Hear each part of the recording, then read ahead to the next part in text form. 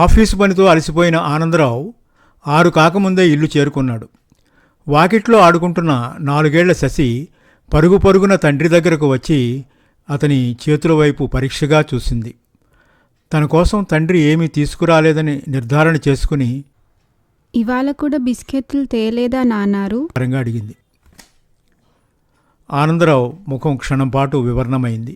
ఆ రోజు సాయంత్రం ఆఫీస్ నుంచి వచ్చేటప్పుడు తప్పకుండా బిస్కెట్ల డబ్బా తెచ్చి ఇస్తానని ప్రొద్దున్నే శశికి వాగ్దానం చేయడం, తను ఆఫీసు వదిలిన తర్వాత బజార్లోకి రావటం, బిస్కెట్లు కొందామని జేబులు తడుముకోవడం అంతా గుర్తుకు వచ్చింది. అప్పటికి మిగిలిన చిల్లర డబ్బు మరునాడు జీతం పుచ్చుకునే వరకు పొదుపుగా వాడుకోవాలని స్ఫురణకు రాగానే కనీసం బిస్కెట్ల డబ్బాల వైపు చూడనైనా చూడకుండా వచ్చేశాడు తను. ఏం నాన్నారు, ఎందుకు తేలేదు? తిరిగి ప్రశ్నించేసరికి, ఇవాళ అక్కడ మంచి బిస్కత్తులు లేవమ్మా, రేపైతే మంచి మంచి వస్తాయట, తప్పకుండా రేపు తెచ్చిపెడతాను సరేనా అని ఊరడించడానికి ప్రయత్నించాడు. అంతా అబద్ధం, రేపు కూడా అలానే చెప్తారు. ఆ మాట విన్న ఆనందరావు మనస్సు చివుక్కుమంది. తను లేమి చేత చిన్నపిల్లల దృష్టిలో కూడా చులకనైపోవడం హృదయానికి బాధ కలిగించింది. తన పేదరికాన్ని మరుగుపరచడానికి అభం శుభం తెలియని అమాయక హృదయులకు అబద్ధాలు చెప్పాల్సి వస్తుంది. తండ్రి మాటల మీద నమ్మకాన్ని కోల్పోయిన శశి అప్పుడే వంటగదిలోంచి బయటకు వస్తున్న తల్లిని సమీపించి, అమ్మా, నాన్నారు ఇవాళ కూడా బిస్కెట్లు తేలేదే అని ఫిర్యాదు చేసి సన్నగా రాగం ప్రారంభించింది. మళ్ళీ మొదలెట్టావు, అబ్బబ్బా ఇప్పటివరకు బాగానే ఉన్నావుగా, మళ్ళీ ఏమొచ్చింది అని శశిని మందలించి భర్త దగ్గరకు వచ్చి, మీరు దాన్ని మరీ గారం చేస్తున్నారు, ఎన్నిసార్లు చెప్పినా దాన్ని మందలించడం సరికదా, నెత్తికెక్కించుకుంటారు అంటూ బట్టల స్టాండ్ దగ్గరకు వెళ్ళింది రేణుక. అప్పుడే సన్నగా రాగం ప్రారంభించిన శశిని ఎత్తుకుని, అమ్మా శశి, నీకు బిస్కత్తులు తప్ప ఇంకేమీ అక్కర్లేదా? రిబ్బన్లు, గౌన్లు, బొమ్మలు ఇవేమీ అక్కర్లేదా అని ఆప్యాయంగా అడిగాడు ఆనందరావు. కావాలి, నాకు అవి కావాలి అంది శశి ఆశతో. మరైతే అవన్నీ కొనిపెడతాను, కానీ నేను చెప్పినట్లు చేస్తావా? శశి తల ఊపింది. నీవు ఏడుపు మాని చక్కగా ఆడుకుంటే రేపు నిన్ను, తమ్ముణ్ణి, అమ్మని, బాబాయిని బజార్ తీసుకెళ్ళి మీకు కావలసినవన్నీ కొనిపెడతాను సరేనా? అదే సరైన అదననుకుంది కాబోలు. మరి నాకు చెప్పులు కూడా కావాలి అడిగింది శశి. తప్పకుండా, మరి పోయి ఆడుకో అని శశిని దింపేసి రేణుక దగ్గరకు వచ్చి ఆమె ఇచ్చిన టవల్ని తీసుకుని బాత్రూం వైపు నడిచాడు ఆనందరావు. కాఫీ కప్పు అందిస్తూ అంది రేణుక, ఇంతకుముందే సేట్ గంగారాం గారు వచ్చి బాకీ విషయం చెప్పడానికి వచ్చారట, కనీసం వడ్డీ అయినా ఇచ్చి ఏర్పాటు చేయమన్నారు. సేట్ గంగారాం అనగానే గళ్లలుంగి, కూరమీసాలు, వదులుగా వేలాడే లాల్చి, నిప్పు కణాల లాంటి కళ్ళు, పోతపోసిన శిలా విగ్రహం లాంటి ఆకారం ఆనందరావు కళ్ల ముందు మెదిలింది. ప్రతి నెల వడ్డీ జమ కడుతూ ఉంటే అసలుగానే మిగిలిపోతుంది. ఈ నెలలో లోన్కి అప్లై చేశాను కాబట్టి అసలులోనే కొంత వసూలు వేయిస్తాను, లేకపోతే వాడి అప్పు ఆ జన్మాంతం తీరేటట్లు లేదు. ఏం అప్పులో ఏమిటో, ఈ అప్పుల్లోంచి అసలు బయటపడతానో లేదో నిట్టూర్చాడు ఆనందరావు. అలా అధైర్యపడితే అప్పులు తీరిపోతాయేమిటండి మీరు మరీను? ఎప్పటికైనా మంచి రోజులు వస్తాయని సరిపెట్టుకోవాలి. కానీ అన్నట్టు చెప్పడం మర్చాను, ఈ వారం పత్రికలో మీ రాశిఫలం చూశానండి. మీకు అన్ని రంగాల్లోనూ అనుకూలంగా ఉంటుందట, ఖర్చుతో కూడిన ప్రయాణాలు చేస్తారట, ధనలాభం కూడా కలుగుతుందట అంది రేణుక మెరుస్తున్న కళ్ళతో. ఇంకా వారఫలాలను నమ్ముతున్నావా రేణు? నా జీవితంలో నిష్ప్రయోజనమైపోయిన అలాంటి వారఫలాలను ఎన్నిసార్లు చూశాను. ఆత్మతృప్తి మినహా నాలాంటి దురదృష్టవంతులకు వాటి వలన ప్రయోజనం శూన్యం. జీవితాన్ని బాగా జీర్ణించుకున్న వేదాంతిలా కనపడ్డాడు ఆనందరావు ఆ క్షణంలో. విచారపడితే మాత్రం ప్రయోజనం ఏమున్నదండి? మన ఆదాయాన్ని దృష్టిలో పెట్టుకుని కొన్ని ఖర్చులను తగ్గించుకుంటే కొంతైనా ఊరట లభిస్తుంది. మనకంటే తక్కువ ఆదాయంతో ఎక్కువ మంది పిల్లల్ని పోషిస్తూ ఎంతమంది జీవితాలను గడపటం లేదు? చెబితే మీకు కోపం వస్తుంది, కానీ అసలు ఆదాయాన్ని పెంచి ఖర్చును తగ్గించుకోవడం మీ చేతుల్లోనే ఉంది. మీరు రోజు ఆడే ఆ ప్యాకెట్ మానేయమంటావు. భార్య మాట పూర్తి కాకముందే అందుకున్నాడు ఆనందరావు. కాఫీ తాగేసి కప్పును రేణుక చేతికిస్తూ, నీకు తెలియదు కానీ రేణు, అసలు ఈ పేకాట మూలంగానే నాకు అడపాతడపా రోజుకు సగటున ఓ 2-3 రూపాయలన్నా గిట్టుబాటు అవుతున్నాయి అన్నాడు.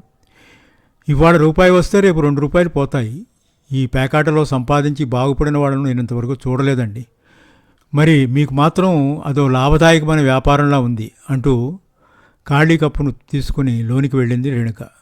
ఆనందరావు రేణుక వెళ్ళిన దిక్కే చూస్తుండిపోయాడు. ఆనందరావు బజార్ నుంచి తిరిగి వచ్చేసరికి 9 దాటింది. తమ్ముడు వాసు హాల్లో చదువుకుంటున్నాడు. చంటివాడు ప్రశాంతంగా మంచం మీద పడుకున్నాడు. రేణుక మాత్రం శశిని నిద్రపుచ్చుతూ భుజాన వేసుకుని అటు ఇటు పచారులు చేస్తుంది. ప్రక్క గదిలోంచి ముసలమ్మ దగ్గు వినిపిస్తుంది. భుజాన నిద్రపోయిన శశిని మంచం మీద పండుకోబెట్టి భర్తకు భోజనం వడ్డించింది రేణుక. కాళ్ళు కడుక్కు వచ్చిన ఆనందరావు భోజనానికి ఉపక్రమించేసరికి పక్క గదిలోంచి ముసలమ్మ దగ్గు మరీ విపరీతంగా వినిపించింది. ఆమె పడుతున్న బాధను గమనించి, ఈ పూట అమ్మమ్మకు మందివ్వలేదా రేణు అని అడిగాడు. టానిక్ మొన్ననే అయిపోయిందండి, టాబ్లెట్స్ కూడా పొద్దున్న వరకే వచ్చాయి అంది రేణుక కూర వడ్డిస్తూ. ఆనందరావు మారు మాట్లాడకుండా మౌనంగా భోజనం ముగించుకుని ప్రక్క గదిలోకి వెళ్ళి అమ్మమ్మను పరామర్శించి వచ్చి మంచం మీద వాలిపోయాడు. పాపం అమ్మమ్మను తలుచుకుంటే జాలి వేస్తుంది. కొడుకు పోయాడనే విచారం మానసికంగానూ, ఎంతో కాలంగా ఆశ్రయించిన ఈ పాడుదగ్గు శారీరకంగానూ ఆమెను బాధపెడుతున్నాయి. తన మీదున్న ప్రేమ చేతనైతేనేమి, చనిపోయిన ఆమె కొడుక్కి తనకు పోలికలు ఉండడం చేతనైతేనేమి, ఆమె శేష జీవితాన్ని తన దగ్గరే గడపడానికి నిర్ణయించుకుంది.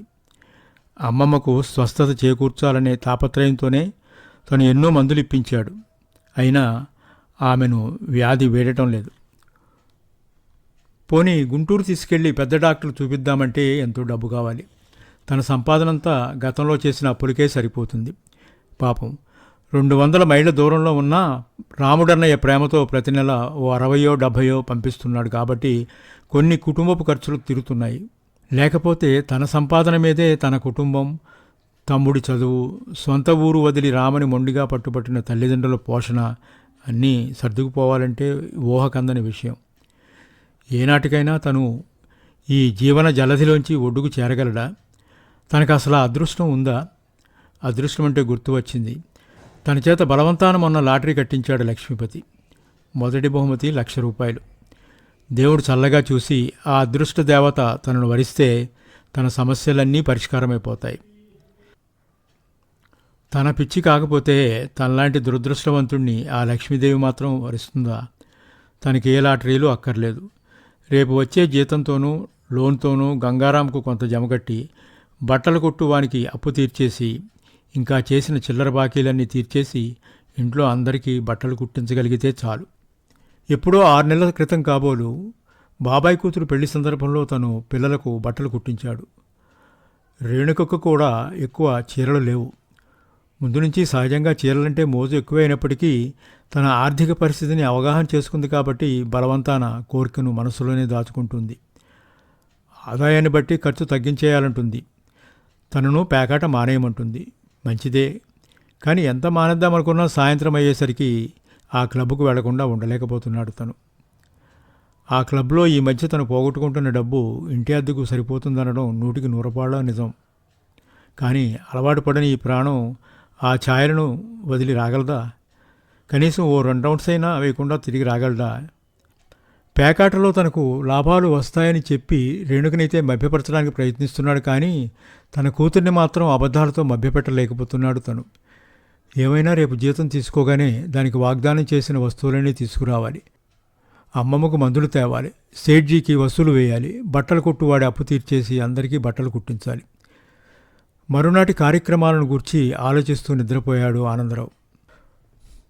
అనుక్షణము ఆకాశాన్ని అంటుపెట్టుకోవాలని ఆరాటపడుతున్న అధిక ధరల మధ్య చాలీచాలని జీతాలతో సతమతమైపోతూ ధరలతో పాటు పోటీగా పెరుగుతున్న సంసారాన్ని, సంసారపు బాధ్యతల్ని మోసే గుమస్తాలు రేపు జీతాలు తీసుకుంటారనగా నేడు ఎంతో ఆనందంగా, తృప్తిగా, ఉల్లాసంగా ఉంటారనడంలో అతిశయోక్తి కానీ అసత్యం కానీ లేదు.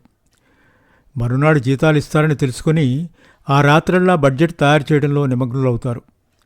మరునాడు జీతాలు తీసుకుని బాకీలు సర్దేసి చూసుకుంటే వారికి మిగిలేవి నిరాశ, నిస్పృహలు మాత్రమే. జీతాలు తీసుకున్న మరునాటి నుంచే ప్రారంభమవుతుంది అప్పుల కోసం అన్వేషణ, మరుసటి నెల జీతాల కోసం నిరీక్షణ. ఆ రోజు 10 కాకముందే పాత సైకిల్ తీసుకుని ఆఫీస్కు బయలుదేరాడు ఆనందరావు. వెళుతూ వెళుతూ భార్యని పిలిచి, రేణు, నేను సాయంత్రం 5 అయ్యేసరికల్లా వచ్చేస్తాను. నేను వచ్చేసరికి మీరంతా రెడీగా ఉండండి. షాపింగ్కు వెళదాం. వంట కూడా సాయంత్రం పెందలగడని చేసేయి అని సైకిల్ ఎక్కి రివ్వున తూనిగిలా దూసుకుపోయాడు ఆనందరావు. చలాకీగా ఆఫీసుకు వెళుతున్న ఆనందరావును చూసి రేణుక నిండు హృదయంతో నవ్వుకుంది. తన పెళ్ళైన కొత్త రోజుల్లో ఉండే చలాకీ హుషారు ఆయనలో క్రమేపీ రూపుమాసిపోవటం తనకు తెలుసు.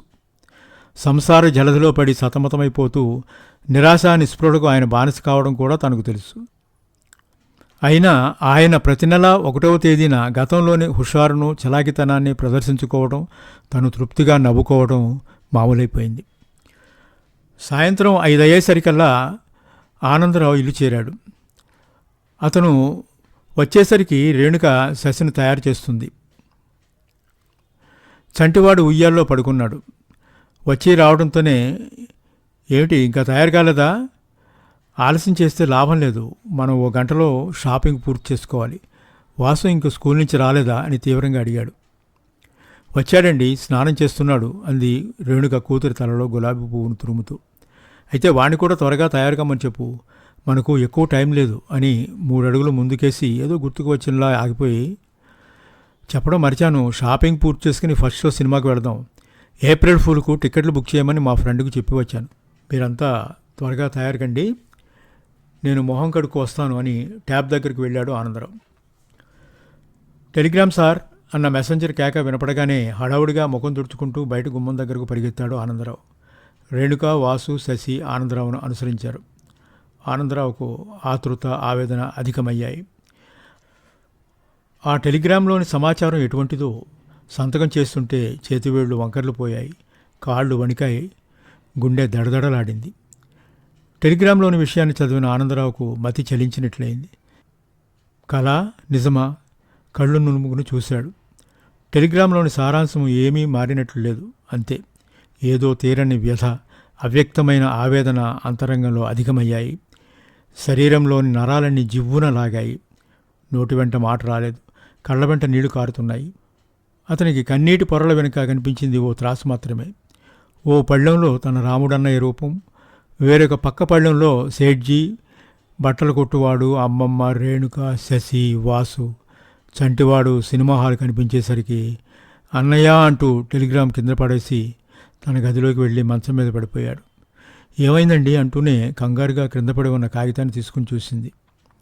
బ్రదర్ యాక్సిడెంట్ సీరియస్ అన్న 3 మాటలకు 2 కన్నీటి బొట్లు రాల్చింది రేణుక. ఆఫీసుకు సెలవు పెట్టి సోదరుని అంత్యక్రియలు జరపడానికి సకుటుంబంగా బయలుదేరిన ఆనందరావుని చూసి పాపం పూర్ ఫెలో ఫూల్ అయ్యాడు అనుకుంటూ జాలిగా అస్పష్టంగా గొణుక్కుంది అప్పుడే అడుగుపెట్టిన ఏప్రిల్ నెల.